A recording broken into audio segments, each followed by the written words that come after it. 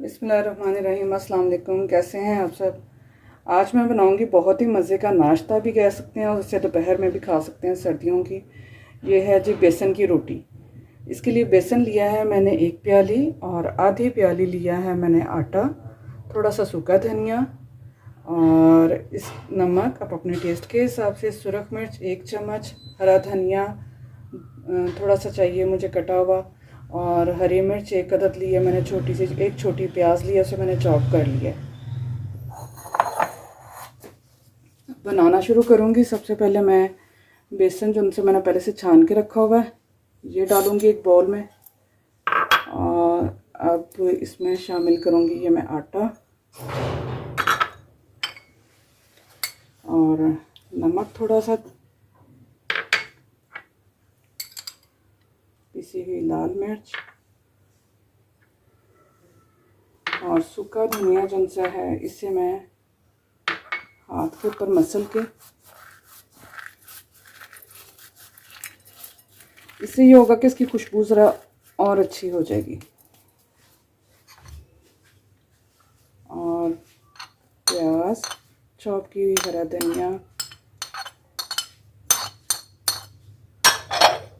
इन सब चीज़ों को अच्छी तरह मिक्स कर लूँगी। मिक्स करने के बाद अब इसमें मैं शामिल करूँगी पानी थोड़ा सा।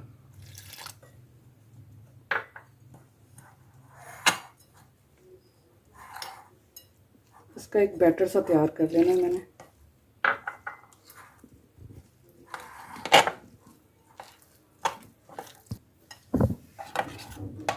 जी ये ऐसे पतला सा इसको थोड़ा सा मैंने ना बैटर तैयार कर लिया। जी ये बैटर को मैंने अच्छी तरह घोल लिया है और फ्राई पैन में मैंने डाल दिया है 2 चम्मच तकरीबन खाने के ऑयल, और ऑयल को होने देंगे थोड़ा सा गरम। और अब मैं इसमें शामिल करूँगी थोड़ा सा ये बैटर शामिल करके इसको मैं फैला लूँगी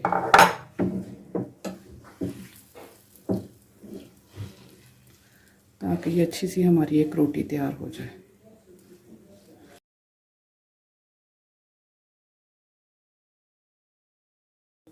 बहुत आसान तरीका है रोटी पकाने का बेसन की।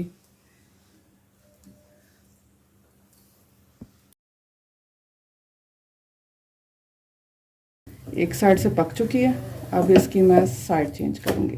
ये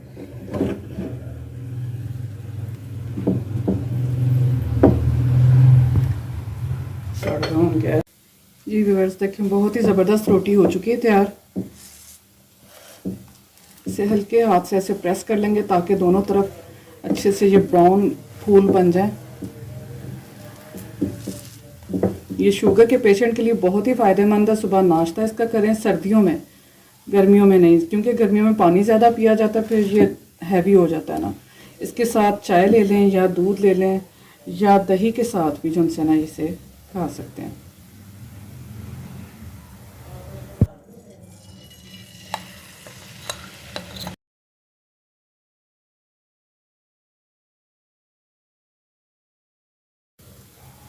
जी व्यूअर्स, ये हमारी दूसरी रोटी भी रेडी हो चुकी है। अब इसे करते हैं डिश आउट।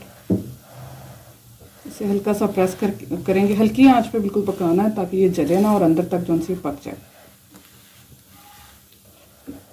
ये चूल्हा कर देते हैं बंद।